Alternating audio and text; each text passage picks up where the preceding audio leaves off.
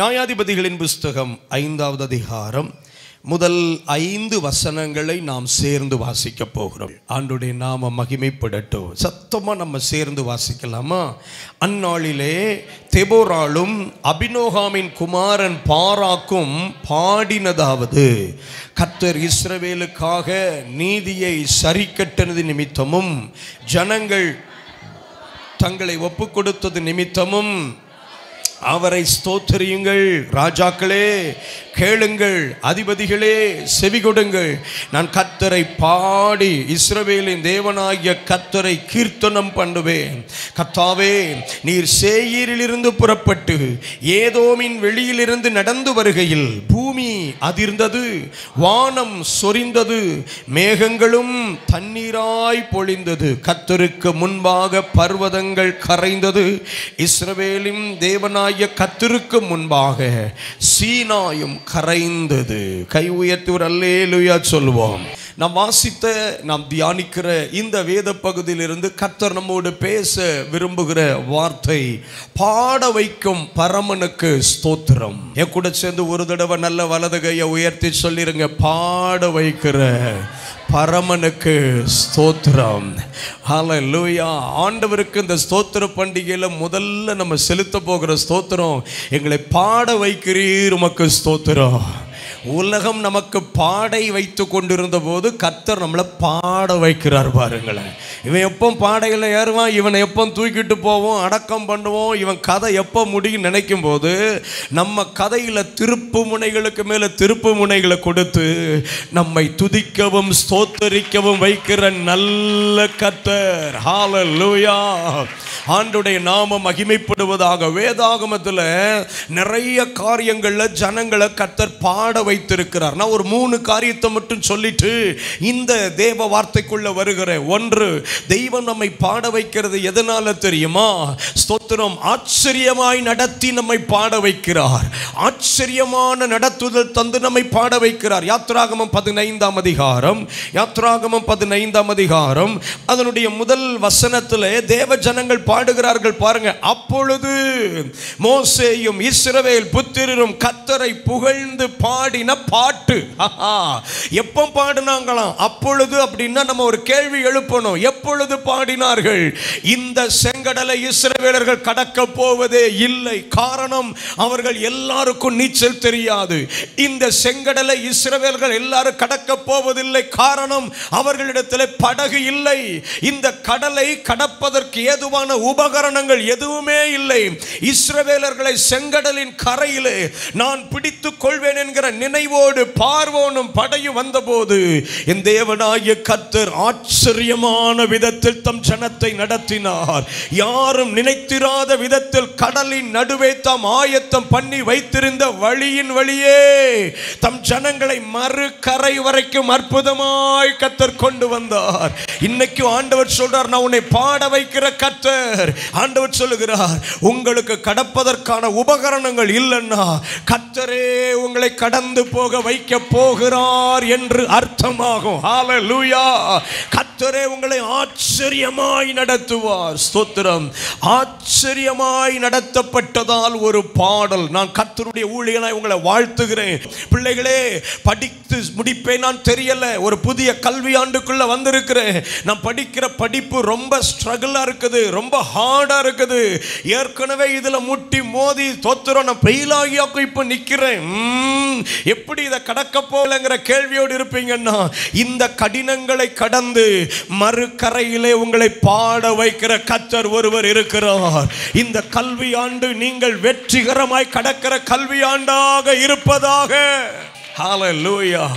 ஸ்தோத்திரம். உன் குடும்பத்துடைய எபிலிட்டி இவ்வளவுதான், உன் பிள்ளையுடைய ஸ்தோத்திரம் லிமிட்டேஷன் இவ்வளவுதான். ஹல்லேலூயா. நீலாம் அந்த குதிரைக்கு கொம்பு மாதிரி இதுக்கு ஆசைப்படக்கூடாது மனிதர்கள் சொன்னாங்க பார்த்தீங்களா? அதையெல்லாம் கடந்து கர்த்தரை பாடி நிற்பதற்கான கிருபைகளை கர்த்தர் இந்த காலை வேளையில் நமக்கு தரும்படிக்கு விரும்புகிறார். ஆச்சரியமான நடத்துதலினால் நீங்கள் பாடப் போகிறீர்கள். எத்தனை பேர் ஆமென் சொல்றீங்க? ஆச்சரியமான நடத்துதலினால் பாட போகிறீர்கள். கர்த்தர் உங்களை நடத்தின ஆச்சரியமான நடத்துதலினால் புதிய பாடல்களை கர்த்தர் உங்களுக்கு தருவாராக. May the Lord grant you new songs. நீங்க கடந்து வந்த பாதைகளை நினைத்து துதிக்கிறதுக்கு ஏதுவான நல்ல புதிய பாடல்களை கர்த்தர் தருவாராக. இந்த சபைக்கு கர்த்தர் புதிய பாடல்களை கடந்து வந்த பாதைகள் நிமித்த தருவாராக. இந்த ஊழியத்துக்கு தருவாராக. விசுவாசிக்கிற ஒவ்வொருவருக்கும் ஆச்சரியமான நடத்துதலினால் ஒரு பாடல். ஸ்தோத்திரம். இரண்டாவது, அஸ்திபாரம் இடுவதினால் ஒரு பாடல். அஸ்திபாரம் இடுவதினால் ஒரு பாடல். எஸ்ராவின் புஸ்தகம் 3வது அதிகாரம் அதனுடைய 11வது வசனத்தை பாருங்கள். எஸ்ராவின் புஸ்தகம் 3ஆம் அதிகாரத்தினுடைய 11வது வசனத்தை நாம் சேர்ந்து வாசிக்க போகிறோம். கர்த்தருடைய நாமம் மகிமைப்படுவதாக. கர்த்தர் நல்லவர், இஸ்ரவேலின் மேல் அவருடைய கிருபை என்றும் உள்ளது என்று அவரை புகழ்ந்து துதிக்கையில் மாறி மாறி பாடினார்கள். ஐயோ, என்ன அழகான வார்த்தை பாருங்களேன். தோத்திரம். கர்த்தர் நல்லவர். எதனால பாடினாங்களாம் தெரியுமா? கர்த்தருடைய ஆலயத்துக்கு அஸ்திபாரம் இடுவதனால் ஒரு பாடல் உண்டாயிற்று. 3வது, அச்சுறுத்தியவன் அழிந்ததால் ஒரு பாடல். அச்சுறுத்தியவன் அழிந்ததால் ஒரு பாடல். ஆமென். அததான் நியாயாதிபதிகளின் புஸ்தகத்தில் நம்ம வாசிக்கிறோம். அச்சுறுத்தினவன் அழிந்ததால் ஒரு பாடல். அப்போ ஆண்டவர் நமக்கு சொல்லுகிறாரு, பாட வைக்கிற பரமனுக்கு ஸ்தோத்திரம். ஆண்டவர் நீங்கள் நிறைய பாட போகிறீங்க. பழைய பாடல் பாடுவீங்க, தெரிஞ்ச பாடல் பாடுவீங்க. உங்கள் வாழ்க்கையே பாடலாக இயற்றும்படிக்கு கர்த்தர் கிருபை தருவார். உங்கள் வாழ்க்கையே பாடலாக ஏற்றும்படிக்கு கிருபை தருவார். நீங்கள் ஏசாயா 26ஆம் அதிகாரம் 1வது வசனத்தை பார்த்தீங்கன்னா, அக்காலத்திலே யூதாவிலே பாடப்படும் பாட்டாவது அப்படின்னு இருக்குது. 70 வருஷம் பாபிலோனில் அந்த சிறையிருப்புக்குள்ள இருந்துட்டு மறுபடியும் யூதாவுக்கு போன நம்ம ஆட்களுக்கு பாட்டு வருது பாருங்களேன். பாட்டு வருது. பாபிலோனில் இருக்கும்போது பாட்டு வரல. ஆனால் அவன் கொளுத்தவன் சொல்கிறான், உங்கள் மங்கள கீதங்கள் சிலவற்றை எங்களுக்கு பாபிலோனில் கொண்டு போய் சிறைப்பிடிச்சு வச்சுட்டு, உங்க மங்கள கீதம்லாம் நல்லா இருக்குமாமே, சூப்பராக பாடுங்களேன்னு சொன்னா சிறையிருப்புகள் இருக்கும்போது சொல்றாங்க, ஸ்தோத்திரம், கர்த்தருடைய பாட்டை அந்நிய தேசத்தில் பாடுவது எப்படின்னு எங்க கிண்ணறங்களை எல்லாம் அலறி செடிக்கு மேல தூக்கி வச்சுட்டு நாங்க எப்படிங்க பாடுறோம் துக்கத்தோடு இருந்தாங்களாம். பாம யூதாவுக்கு திரும்ப வர்றான்.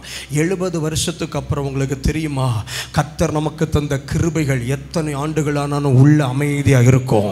ஒரு நாள் வரும்போது இந்த கிருபைகளை கர்த்தர் தட்டி எடுக்கும் போது மீண்டும் பாடுவீர்கள், மீண்டும் பாடுவீர்கள். ஆண்டவர் இந்த பீடத்தில் நிற்கும் போது சில குடும்பத்தை எனக்கு காண்பித்து சொல்லுகிறார், நீ நல்ல மனதார பாடி ரொம்ப நாள் ஆயிற்று, ஆவியில நிரம்பி பாட்டு பாடி ரொம்ப நாள் ஆயிற்று, அந்நிய பாஷையில பாடல்கள் பாடி ரொம்ப நாள் ஆயிற்று. ஒரு காலத்துல காலையில எழும்பி ஆவியில நிரம்பி அந்நிய பாஷையில பாடின பாஸ்டர், இப்ப எல்லாம் ட்ரை ஆயிற்று. அந்த பாடல் கிருபை இல்ல. அந்நிய பாஷையில் ஆராதித்த அந்த கிருபை இல்ல. புதிய பாடல்களை ஏற்றின அந்த கிருபை இல்ல. கர்த்தர் இந்த ஸ்தோத்திர பண்டிகைகளை சொல்லுகிறாரு, அந்த தூர்த்து போடப்பட்ட துறவுகளை தெய்வம் திரும்ப திறந்து கொடுக்கிறார். ஹalleluya. அந்த தூர்த்து போடப்பட்ட துறவுகளை தெய்வம் திரும்ப திறந்து கொடுக்கிறார். புதிய அபிஷேகம் பண்ணப்பட்ட பாடல்கள், புதிய கிருபைகள் நிறைந்த பாடல்கள். இந்த கிருபைகளை பெற்றுக் கொள்ளுகிறவர்களுக்காக கர்த்தரை ஸ்தோத்திரிக்கிறேன். காலையில் எழும்பி அந்நிய பாஷையில் ஆராதித்த அந்த அனுபவம், நீங்க டைரியா எழுதி வச்சீங்களே பாடல்கள், அவைகளுக்கான ராகம், அவைகள கிருபைகள் பிரசன்னத்தை கர்த்தர் நிறைவாக தந்து தேசத்துக்கு ஆசீர்வாதமான பாடல்களை பாட கிருபை தருவாராக. ஹல்லேலூயா. இது எல்லாருக்குமானதல்ல. இந்த வார்த்தை ஒரு சிலருக்கான தீர்க்க தரிசனமான வார்த்தை என்பதை ஆவியில் உணர்கிறேன். வறண்டு போன உங்கள் ஊற்று திரும்ப ஊற்று பெருக்கெடுக்கிறது. புதிய பாடல்கள் வருகிறது, புதிய ராகங்கள் வருகிறது. ஹல்லேலூயா. வாஞ்சிக்கிறவங்க இருப்பீங்கன்னா வலது கரத்தை உயர்த்தி, நான் எல்லாரையும் சொல்லலை, வாஞ்சிக்கிறவங்க மட்டும் வலது கரத்தை உயர்த்தி. ஏன்னா நான் ரொம்ப வாஞ்சிக்கிறேன். I desire such an anointing. இந்த அபிஷேகத்தை நான் வாஞ்சிக்கிறேன். கையை உயர்த்தி ஆண்டவர்கிட்ட கேளுங்க. வறண்டு போன என் ஊற்று, ஆராதனை ஊற்று, பாடல்களின் ஊற்று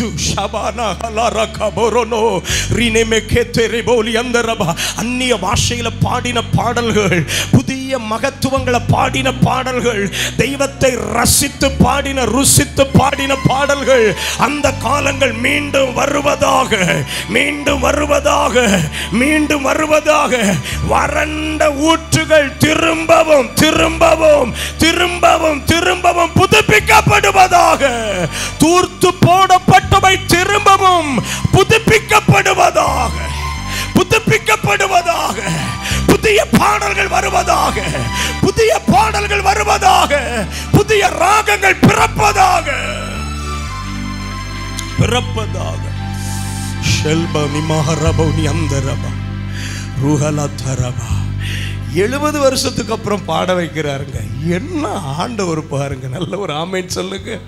பாடி ரொம்ப நாள் ஆயிடுச்சா, பாடி ரொம்ப மாசம் ஆச்சா, பாடி ரொம்ப வருஷம் ஆச்சுதா, கர்த்தர் இந்த ஸ்தோத்திர பண்டிகைகளை சொல்றார். இனி பாடல்கள் தான் உங்க அடையாளமா மாறப்போகிறது. எத்தனை பேர் ஆமென் சொல்றீங்க? சிஸ்டர், முந்திலாம் கிச்சனில் பாடுவீங்களே, வீட்டில் பாடுனா பக்கத்து வீட்டுக்காரங்களுக்கு ஆறுதலும் சமாதானமும் உண்டாகுமே. இன்னைக்கு அந்த பாடல் வறண்டு போச்சு இல்லை. இந்த காலைவேளையில் ஆவியானவர் திரும்ப அந்த பாடல் கிருபைகளை கொடுக்கிறார். உங்க பாடல் நிறைய பேருக்கு தீர்க்க தரிசனமாக இருக்க போகிறது. உங்க பாடல் நிறைய பேருக்கு ஆறுதலான மருந்தாக இருக்க போகிறது. உங்க பாடல் நிறைய பேரை தூக்கி எழுப்பி நிறுத்த போகிறது. உங்க பாடல் நிறைய பேரை கர்த்தரண்டை திருப்ப போகிறது. உங்க பாடல் கர்த்தருடைய நாமத்திற்கு மகத்துவத்தை, மேன்மையை கொண்டு வர போகிறது. நிறைய பேருக்கு விடுதலையோ, நிறைய பேருக்கு சமாதானமோ உங்கள் பாடல் மூலம் கர்த்தர் கொண்டு வருவாராக. ஹல்லேலூயா. ஸ்தோத்திர பண்டிகைன்னா சும்மாவா இல்லை, என்னெல்லாம் வச்சு கொடுக்குறார் பாருங்களேன். ஸ்தோத்திரம் பண்ண வைக்கிறார் ஆண்டவர். தேவன் நாமம் மகிமைப்படுவதாக. கர்த்தர் நல்லவர், பாட வைக்கிற பரமனுக்கு ஸ்தோத்திரம். 3 காரியத்தை கர்த்தர் நம்ம கிட்ட எதிர்பார்க்கிறார். வேகமாக நம்ம தியானிச்சுட்டு ஜெபம் பண்ண போகிறோம். ஆமென். அந்த 3 பாடல்களும் நமக்கு வரணும்னா ஒரு 3 காரியத்தை நம்ம கிட்ட எதிர்பார்க்கிறார். 1, தாயாக எழும்பினால் பாடலாம். எல்லாரும் சொல்லுங்க, சத்தமா சொல்லிருங்களேன். ஆமென். ஆண்டவரே, வாய் திறந்தவங்களுக்காக ஸ்தோத்திரம். இன்னைக்கு மத்தியானம் சாப்பிடும்போது அவங்களுக்கு மட்டும் வாய் திறக்கணும்ப்பா. இங்கே திறக்காதவங்களுக்கு மத்தியானம் சாப்பிடும்போது வாய் திறக்காது இருப்பதாக. இப்போ சொல்லிருங்க பார்ப்போம், எப்படி எழும்பணுமா? ஏங்க, நம்ம ஆம்பளையாக இருந்தாலும் சொல்லலாம், சத்தமாக சொல்லுங்க. என்ன தகப்பா, நான் தானே பார்த்த சொல்லணும். நீங்கள் தாயாக, பைபிளில் தாயின்னு இருக்கு, அதனால் நான் அப்படி சொல்கிறேன். தாயாக எழும்பினால் பாடலாம். 2வது, தளராமல் நின்றால் பாடலாம். சொல்லுங்க பாப்போம். 2வது, தளராமல் நின்றால், தளராமல் நின்றால். 3வது, தருணத்தை பயன்படுத்தினால் பாடலாம். தருணத்தை பயன்படுத்தினால், இது நல்ல தருணம். 3 காரியத்தை ஆண்டவர் நம்ம கிட்ட எதிர்பார்க்கிறார். ஒரு சபை பாடும் கிருபையை பெறணும்னா, பாட வைக்கிற கர்த்தருக்கு ஸ்தோத்திரம் செலுத்த ஆயத்தமாகணும்னா, அந்த சபைகிட்ட கர்த்தர் முதல்ல எதிர்பார்க்கிறது தாயாக எழும்பணுமா. 5ஆம் அதிகாரம், நியாயாதிபதிகளின் புஸ்தகம் 5வது அதிகாரம் 7வது வசனம். தெபொராளாகிய நான் எழும்பும் அளவும், இஸ்ரவேலிலே நான் தாயாக எழும்பும் அளவும். பாடணுமா? தாயாக எழும்பணும். எப்படி எழும்பணும்? சத்தமா சொல்லுங்களேன். ஆமாம், 2 விதமாக நம்ம எழும்பலாம். தகப்பனாகவும் எழும்பலாம், தாயாகவும் எழும்பலாம். தகப்பனின் உள்ளமும் நமக்கு தேவை, தாய் உள்ளம் நமக்கு அதனிலும் அதிகமாய் தேவை. இப்போ என் பிள்ளைங்க சின்ன பிள்ளைகளாக இருக்கும்போது சைக்கிள் நிறுத்தி வச்சிருக்கோம். சைக்கிள் கிட்ட போகாதடான்னு சொல்லியிருப்பேன். ஆனால் வம்புக்குன்னு சைக்கிள் கிட்ட போய் சைக்கிளை இழுத்து போட்டுருவான். மேலே போட்டுட்டு கத்துவான், அழுத உடனே நான் பார்ப்பேன் இங்கேருந்து, ரைட்டு, இவன் என் சொல்லு கேட்காம சைக்கிளை இழுத்து போட்டு பார்ட்டி உள்ளே கடந்து அழுதுன்னு சொல்லிட்டு வேகமாக ஓடி சைக்கிளை தூக்க மாட்டேன். உள்ளே கிடக்கும் போதே 4 அறேன் இல்லை, சைக்கிள் கிட்ட வருவனே டப்பு டப்பு டப்புன்னு அடிச்சு அது அழும். வரமாட்டேன் அழுததுக்கு அப்புறம் சைக்கிளை தூக்கிட்டு அவனை ஒத்த கேட்ட தூக்கிட்டு வருவேன் பாருங்க. சைக்கிள் கிட்ட போவேன், இனிமே போவேன் அப்படின்ட்டு வருவேன். ஆனால் இதே இது ஒரு தாய் என்ன செய்வா, எம்மாடி சைக்கிள் அப்படின்னு ஓட்டம் போய் ஒத்த கைட்ட சைக்கிளை தூக்கி எரிஞ்சு பிள்ளைய தூக்கி தோல்ல போட்டுட்டு, என் தங்கம் எங்கே அடிபட்டிருக்கா, காலை திருப்பி கையை திருப்பி முதுக திருப்பி தலையை திருப்பி உருட்டி பிரட்டி ஆத்தாடி. அது தாயுடைய உள்ளம். தகப்பனும் எழும்புனாரு. எதுக்கு எழும்புனாரு? எலும்ப எண்ணுறதுக்கு எழும்புனாரு. அம்மா எதுக்கு எழும்புறா? பிள்ளைய காப்பாத்தணும், பிள்ளைய காப்பாத்தணும். ஆமென் சொல்லுங்க. அதனால தான் ஆண்டவர் சொன்னாரு, நான் உங்களை எருசலேமுக்கு கொண்டு வந்து நீங்கள் எருசலேமிலே தாயை போல தேற்றப்படுவீர்கள்னு சொன்னார். தகப்பனும் தேற்றுவார். எப்படி தேற்றுவார்? ஒன்னே ஏரியால பேல கீழே விழுந்த பையனை எழுப்பிட்டு ஒன்னு கையை உதறு, காலை உதறல. அப்பா தேற்றுறாராம். அப்பா தேற்றுறாராம், உதறல. நாங்க விழாதான் நீ பெருசா விழுந்துட்ட. இல்ல அப்பெல்லாம் உன் வயசுல அங்க இருந்து கீழே விழுந்த 7வது மாடியில இருந்து கதாளப்பார் அப்பா. இல்ல 7வது மாடியில இருந்து விழும்போது அப்பா அப்படி விட்டுட்டு போயிட்டோம்ல. அப்பா தேற்றுறாராம் பிள்ளைய. தாய் அப்படி இல்லை, தூக்கிட்டு முதுவை தடவி கொடுத்து, என் பிள்ளைக்கு பிடி வந்துட்டு போல இருக்குன்னு சொல்லி உடனே வெண்ணி வச்சு ஒத்தடம் கொடுத்து, ஆமாம் தவிடு வாங்கிட்டு வந்து ஒத்தடம் கொடுத்து. உங்கள் ஊரில் எப்படின்னு தெரியல, நீங்கள் எதில் ஒத்தடம் கொடுப்பீன்னு தெரியல. கடல் தண்ணியை சூடாக்கி கொடுப்பீங்களா என்னன்னு எனக்கு தெரியல. எங்கள் ஊர்லலாம் உடனே தவிடு எடுத்து ஒத்தடம் கொடுத்து, பிள்ளைக்கு நீவி விட்டு ஆயில் போட்டு, நைட்டு தூங்கும்போது நெஞ்சில் தடவி விட்டு, இருமையாச்சுன்னா விக்ஸு போட்டு ஆத்தாடி. இந்த தாய் இருக்கே தாய். சிலர்லாம் யோசிக்கீங்க, இப்படிலாம் செய்வாங்களா பாஸ்டர்? தாயா இருந்தா செய்வாங்க, பேயா இருந்தா செய்ய மாட்டாங்க. இல்ல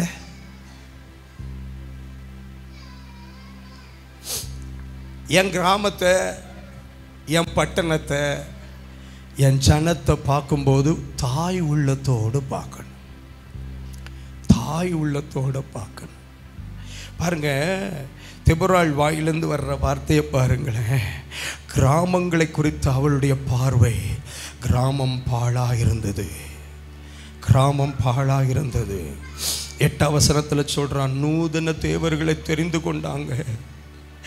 யுத்தம் அவளுக்கு பாருங்க, தாய்க்கு பேர் தான் அவ தாய், ஆனால் உள்ள எதெல்லாம் கவனிச்சுக்கிறா பாருங்களேன். கிராமத்தை கவனிச்சிருக்கிறா, என்ன தெய்வங்களை வச்சிருக்கிறாங்கன்னு கவனிச்சிருக்கிறா. யுத்தம் எது வரைக்கும் வந்திருக்குன்னு பார்த்துருக்கிறா. நம்மள்கிட்ட ஆயுதம் இருக்கான்னு வரைக்கும் அறிஞ்சிருக்கிறா.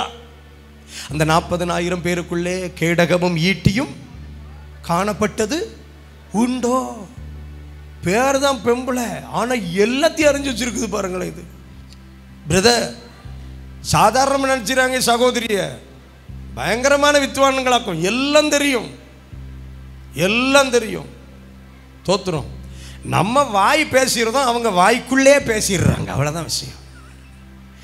நம்ம வெளியே சேரில் உட்காந்து மேடம் வாய்க்குள்ளே பேசிடும். வெளியே வந்துட்டுனா நம்ம தாங்க மாட்டோமாக்கும். அது வாய்க்குள்ளே பேசி சவச்சி முள்ளிங்கிறோம். தோத்துறோம்.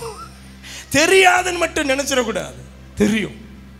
ஆனால் தெபொராளை குறித்து வேதம் சொல்லுகிற ரொம்ப அழகான வார்த்தை, தாயாக எழும்பும்படிக்கு ஒரு தீர்மானம் எடுத்தான். ஆமென். அத்தனை பெண்கள் அந்த தேசத்தில் இருந்தாலும் ஒரே ஒரு பெண்ணுக்குள்ளாக நான் தாயை போல எழும்பணும், தாயை போல எழும்பணும். நல்ல கையை உயர்த்து ஒரு ஆமேன்னு சொல்லுங்களேன். தாயை போல எழும்பணும். தாய் ஒரு சாதாரணமான ஆள் அல்ல. அரண்மனைக்குள்ள போய் மோசேக்கு பால் ஊட்டும் போதே, உணவு ஊட்டும் போதே, நீ எபிரேயன் என்கிற தரிசனத்தை ஊட்டுகிறவள் தாய். நல்ல ஒரு ஆமேன்னு சொல்லுங்க. தாய் சாதாரணமான ஆள் அல்ல. தன் தாயிடமிருந்து பெற்றுக்கொண்ட விசுவாசத்தை தன் தலைமுறைக்கு கொடுக்கணும்னு துடிக்கிறவள் தாய். அல்லேலூயா. பிள்ளைக்குள் தரிசனத்தை கொடுக்கிறது, பிள்ளைக்குள்ள விசுவாசத்தை கொடுக்கிறது, பிள்ளைக்குள்ள தேவ கிருபைகளை மகத்துவங்களை ஸ்தாபிக்கணும், என் பிள்ளை உருவாகணுங்கிற விருப்பம் கொண்டவளாக்கும் தாய். நல்ல ஒரு ஆமேன் சொல்லுங்க. தன் அண்டை வருகிறவர்களை தேற்றி அனுப்பணும்னு நினைக்கிறவ தாய். யாரையாவது பார்க்கும்போது அவங்களுக்குள்ள பாழாகி இருக்கிற காரியத்தை உன் கண்கள் பார்க்கணும். அவங்களுக்குள்ள பாழாகி இருக்கிற காரியத்தை உன் கண்கள் பார்க்கணும். சில குடும்பம் பாழாகி இருக்கிறது, சில உறவுகள் பாழாகி இருக்கிறது, சிலருடைய வாழ்க்கையில் பொருளாதாரம் பாழாகி இருக்கிறது. பாழாகி இருக்கிறவைகளை இனம் கண்டு அறிகிறவள் தாய். நல்ல கையை உயர்த்தி ஒரு ஆமேன் சொல்லுங்க. கவனிங்க, தாயாக எழும்புதல் ரொம்ப அவசியம். சரி, நான் ரெண்டாவது போறேன். ரெண்டாவது, தளராமல் நின்றால் பாடலாம். நியாயாதிபதிகள் 5ஆம் அதிகாரம் அதனுடைய 18வது வசனத்தை பாருங்கள். 5:18. செபுலோனும் நப்தலியும் போர்க்களத்து முனையிலே தங்கள் உயிரை எண்ணாமல் மரணத்துக்கு துணிந்து நின்றார்கள். செபுலோனும் நப்தலியும் போர்க்களத்து முனையிலே தங்கள் உயிரை எண்ணாமல் மரணத்திற்கு துணிந்து நின்றார்கள். அதைத்தான் தளராமல் நின்றால் பாடலாம் என்று சொல்லுகிறேன். ஏன் செபுலோனையும் நப்தலியும் பற்றி மாத்திரம் வசனம் சொல்லுகிறது? மேல உள்ள வசனத்தை பாருங்க. 16வது வசனம். யுத்தத்துக்கான அழைப்பு வந்தபோது, யுத்தத்துக்கான அறைகூவல் வந்தபோது 40,000 பேர் இருந்த பெரும் படை, 40,000 people were there in that army. ஆமென். பாராக்குக்கு இருந்த படையிலே 40,000 பேர் இருந்தார்கள். 40,000 பேர் இருந்த படையில இப்போ ஆண்டவர் வெறும் 10,000 பேரை தான் கூட்டு போய் சொல்றாரு. வெறும் 10,000 பேர். 30,000 பேருக்கு என்ன ஆச்சு பாஸ்டர்? அங்க இருக்குது பாருங்க, வசனம் 16, 17. மாமேன், மந்தைகளின் சத்தத்தை கேட்க தொழுவங்களின் நடுவே இருந்து விட்டதென்ன? யார் இருந்து விட்டாரா? ரூபன் கோத்திரம். ரூபன் கோத்திரம் மந்தைகளின் சத்தத்தை கேட்க தொழுவத்திலே இருந்துட்டாரா? எனக்கு ஆடு மாடு இருக்குல்ல பாஸ்டர், அதை பார்க்காரு. கீலேயாத் மனுஷர் சொல்றாங்க 17ஆம் வசனத்தில். கீலேயாத் மனுஷர் யோர்தானுக்கு வீட்டை விட்டு பார்ட்டி கிளம்பிட்டு, ஆனா பார்ட்டி ஆற்றங்கரை ஓரத்தில், கடற்கரை ஓரத்தில் நிற்கிறது. ஞாயிற்றுக்கிழமை அப்படியே பூங்காவுக்கு போயிட்டு வரலான்னு நினைக்கிறேன் பாஸ்டர். கொஞ்சம் அப்படியே அங்கே நின்று அப்படி ஸ்தோத்திரம் பண்ணலான்னு. பூங்காவில் போய் தோத்திரம், நீ போடுற தோத்திரம் என்னன்னு கர்த்தருக்கு தெரியும் இல்லையா? அப்படியே ஆற்றங்கரை ஓரத்திலே கீலேயாத். அடுத்த லெவல். தான் மனுஷர் கப்பல்ல ஏறியாச்சு, ஆனா பார்ட்டினும் கப்பல்ல தான் இருக்கு, டிராவல்ல இருக்கு. Sunday travel. சிலர் பார்த்தீங்களா, சண்டே தான் அவங்களுக்கு மதுரையில் அங்க போனோம், சண்டே தான் கொச்சியில் அங்க போனோம், சண்டே தான் பாஸ்டர். டிராவல் கப்பல்களில். சரி, அடுத்து ஒரு குரூப்பு. ஆசேர் மனுஷர் கடற்கரையிலேயே தங்கி தங்கள் குடாக்களிலே யுத்த களத்துக்கு வரல.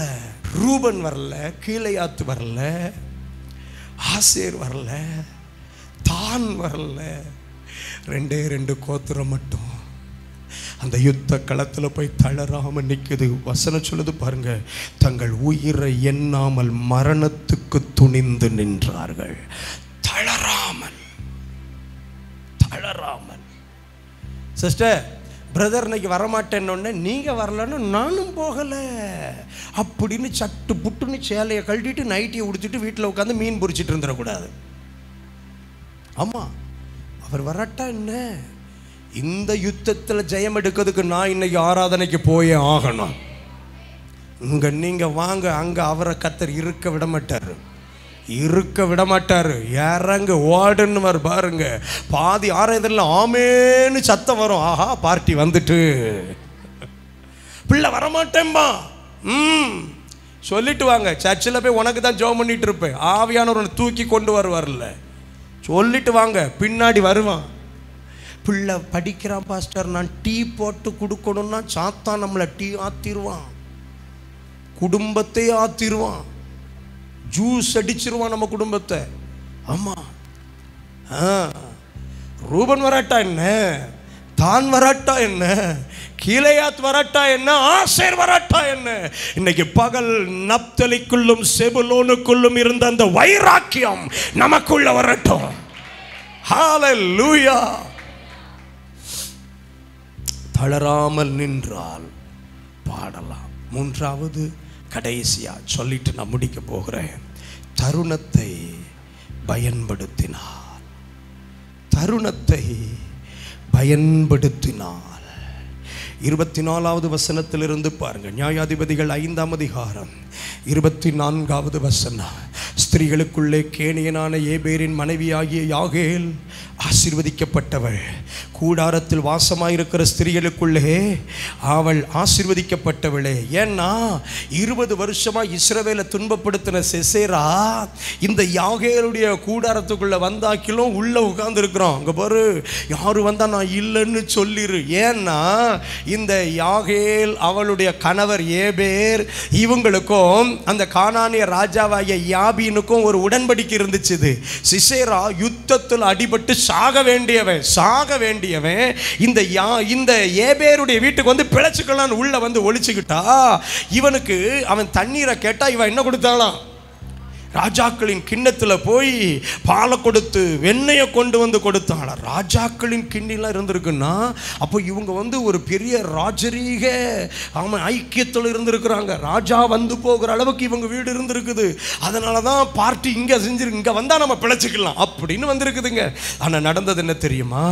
ஆமென். 26வது வசனம் சொல்லுகிறது, தன் கையால், எந்த கை பாலை கொடுத்ததோ, எந்த கை ராஜாக்களின் கிண்ணத்தில் வெண்ணெயை கொடுத்ததோ, உள்ள போய் சிசேரா படுத்திருக்கும் போது யாகேல் யோசித்திருப்பா, இந்த சிசேரா தூங்கி எழும்பி வெளியே போனோம்னா இந்த நெருக்கம் இன்னும் தொடரும்.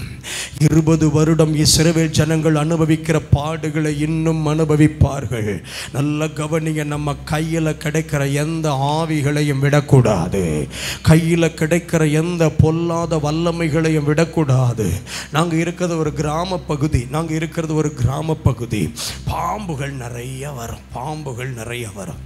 ஒரு முறை 2 சாரை பாம்புகள் சேர்ந்து ஒன்னோடு ஒன்று பின்னி பிணைஞ்சு பயங்கர ஆட்டம். தோத்துரும். அங்கே ஆடு மேய்க்கிற ஒருத்தர் சொல்றாரு, எங்க அப்பாவை கூப்பிட்டு, அண்ணாச்சி இங்க ஒரு 2 பாம்புங்க பாருங்க அப்படின்னா, நாங்கெல்லாம் போய் பார்த்துட்டு ஓடி வந்துட்டோம். ஏன்னா எங்களுக்கு இடுப்பு அளவுக்கு மேல வளர்ந்திருக்கிற புட்கள், அதுக்கு நடுவில் பாம்பு கிடந்து பாருங்க. அப்பப்ப அப்படி மேல வந்துட்டு ஆடிட்டு, ஆமா எப்படி அடிக்கிறது? பாம்பு அடிக்க முடியாது. எங்க அப்பா காய்ச்சல்ல படுத்திருக்காங்க. அங்க வரைக்கும் கம்பு எடுத்துட்டு போயாச்சு. பாம்புகள் அடிக்கணும்னு போனா அடிக்க முடியல. ஆமா, திடீர்னு இங்க தலையை காட்டுது. நாங்க கடற்கடை அங்க ஓடி போனா அங்க பாம்பை காணோம். அப்புறம் பார்த்தா கொஞ்சம் தூரம் அப்புறம் மேலே தூக்கி தலையை காட்டுது. கொஞ்ச நேரம், ஒரு அரை மணி நேரத்துக்கு மேலே அடிக்க முடியலன்னு வீட்டுக்கு வந்துட்டோங்க. திடீர்னு எங்கள் அப்பா எழும்பி போனா பாம்பு அடிச்சிட்டாங்க. அடிச்சு 2 பாம்பையும் தூக்கிட்டு வரோம். தூக்க முடியலை. ஆமாம், காய்ச்சல். எங்கள் அப்பாவுக்கு கிட்டு காய்ச்சல் ஆடுறாங்க. ஆனாலும் பாம்பு அடிச்சுட்டாங்க.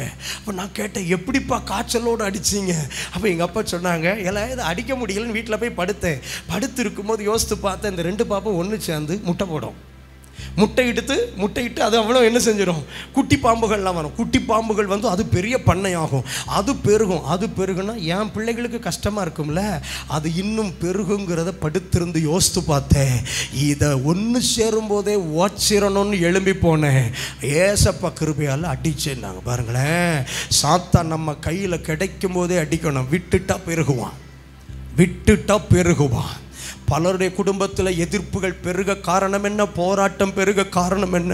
ராத்திரி 12:30 ஆவியானவர் எழுப்பி ஜெபம் பண்ண சொல்ல போது என்ன சொன்னோம்? காலையில் ஜெபம் பண்ணுற, ஆண்டவரே எனக்கு உடம்புக்கு முடியல, கால் ரொம்ப உழையுது ஏசப்பா, என் முதுகு எவ்வளோ வலிக்குது ஏசப்பா. பகலெல்லாம் சர்ச்சில் தானே இருந்தேன் ஏசப்பா, நீங்கள் அங்கே வச்சு சொல்லியிருக்க கூடாதா ஏசப்பா? சில பிரச்சனைகளை தனி அணிக்கும் போது சந்திக்கும்படி கொண்டு வருவார். சில பிரச்சனைகளை ராத்திரி நேரம் கர்த்தர் கொண்டு வருவார். சில போராட்டங்களை அதிகாலையில் கர்த்தர் கொண்டு வருவார். இன்றைக்கு காலை ஆராதனையில் கர்த்தர் சொல்லுகிறார், கிடைத்த தருணத்தை பயன்படுத்தினால். இன்னைக்கு ஆவியானவர் சிலருக்கு சொல்றாரு, ஜெப நேரத்தில் அசதி வந்தா விடாத. உன்னை அவன் அசதியாக்குறான், அவன் தப்பிக்க நினைக்கிறான் அர்த்தம். அசதி வரும்போது ஆவியில பலம் கொண்டு எழும்பி நின்று பார். காலின் கீழே சில வல்லமைகளை கர்த்தர் இழுத்து கொண்டு போட்டிருப்பார். ஏன் தெரியுமா? தேவனுடைய திட்டம் என்ன? நியாயாதிபதிகள் 4ஆம் அதிகாரம் 7வது வசனத்தை பாருங்க. கொள்ளுங்கள். நியாயாதிபதிகள் 4:7 என் கூட சேர்ந்து சத்தமா வாசிங்க. நான் யாபீனின் சேனாபதியாகிய சிசேராவையும் அவன் ரதங்களையும் அவன் சேனையையும் கீசோன் பள்ளத்தாக்கிலே உன்னிடத்திற்கு வர இழுத்து, அண்டர்லைன் தட் வேர்ட், உன்னிடத்திற்கு வர இழுத்து, அந்த வார்த்தையை குறித்து கொள்ளுங்கள். உன்னிடத்தில் வர இழுத்து. ஆவியானவர் இன்னைக்கு பகல் சிலருக்கு சொல்லுகிறார், நீ இருக்கிற ஜெப அறைக்கு சத்துருவை நான் வர இழுத்து கொண்டு வந்து கொடுப்பேன். நீ ஒவ்வொரு முறை ஜெபிக்க நிற்கிற போதும் சில வல்லமைகளை இழுத்து கொண்டு வருவேன். தூத்துக்குடியை பாழாக்குகிற சில விக்கிரக ஆவிகளை இழுத்து கொண்டு வந்து தருவேன். தூத்துக்குடியை பாழாக்குகிற சில போதை வஸ்துக்களின் ஆவியை இழுத்து கொண்டு வந்து தருவேன். தூத்துக்குடியை பாழாக்குகிற பலவிதமான ஆவிகள் வல்லமைகள் உண்டு. தெருக்களை தன் வசம் வைத்திருக்கிற ஆவிகள், சில பகுதிகளை தன் வசப்படுத்தியிருக்கிற ஆவிகள். பரிசுத்த ஆவியானவர் தீர்க்க தரிசனமாய் இந்த முதல் காலை வேளையிலே சொல்லுகிறார், உன் ஜெப நேரம் சாதாரண நேரம் அல்ல. சில ஆவிகளை நீ அடித்து அழித்து தேசத்தை விடுதலையாக்குகிற அறை, விடுதலையாக்குகிற நேரம். லோரி லோரி லோரி. ஆண்டவர் எனக்கு இந்த பீடத்தில் நிற்கும் போது சொல்றார், ஒரு தேசத்தின் 20 வருஷ பிரச்சனைய ஒரு ஜெப அறையில கர்த்தர் முடிச்சு போட்டாருங்க. ஒரு ஜெப அறையில ஒரு பெண் கையில முடிச்சு போட்டார். சகோதரி, ஜெப நேரத்தை சாதாரணமா நினைக்காதீங்க. ஆவியானவர் ராத்திரி தட்டி எழுப்புனா எழும்பி ஜெபம் பண்ணுங்க. ஏதோ ஒரு தனி நபருக்கு விடுதலை கிடைக்க போகுது. ஏதோ ஒரு குடும்பத்துக்கு விடுதலை கிடைக்க போகுது. சில ஆண்டுகளின் பிரச்சனைக்கு முடிவை கர்த்தர் எழுதுவதற்கு உங்க கிட்ட அந்த ஆவிகளை இழுத்து கொண்டு போட்டு அடின்னு சொல்றாரு. அடின்னு சொல்றாரு. ஜெபம் வெறும் வார்த்தை அல்ல. ஜெபம் வெறும் வார்த்தை அல்ல. ஜெபம் கூடாராணி. எத்தனை பேர் ஆமென் சொல்றீங்க? சத்தமா என் கூட சேர்ந்து சொல்லுங்க, ஜெபம் கூடாராணி. சத்தமா சொல்லுங்க, ஜெபம் கூடாராணி. நம்ம செவுத்துல அடிக்கிற ஆணி இல்ல, இது கூடாராணி. பெரிய டெண்டைய இழுத்து கட்டுற பெரிய ஆணி. ஜெபம் சுத்தியல். ஜெபம் சுத்தியல். ஆண்டவர் உங்களை எப்பெல்லாம் ஜெபம் பண்ண சொல்றாரோ, ஒருவேளை சமையல் பண்ணிக்கிட்டு இருக்கும் போது சில காட்சிகளை காண்பித்து ஜெபிக்க வைக்கலாம். ஜெபிக்க வைக்கலாம். ஏதோ சில பிரச்சனைக்கு கர்த்தர் முடிவு கட்ட விரும்புறதுனால யாக்க உங்களை ஜெபிக்க சொல்லுகிறார். சகோதரி, அந்த ஜெபத்தை இழந்ததுனால தான் இன்னைக்கு நம்முடைய தேசம் பாழாயிட்டு இருக்குது. நமக்கு முந்தின தலைமுறை ராத்திரிலாம் எழும்பி ஜெபம் பண்ணாங்க. பாஸ்டர் காலையில் எழும்பி ஜெபம் பண்ணாங்க. 3 மணிக்கு கர்த்தர் தட்டி எழுப்பினார். தற்கொலை பண்ண போறவனை கர்த்தர் காட்டினார். நடக்க போகிற விபத்தை கர்த்தர் காட்டினார்.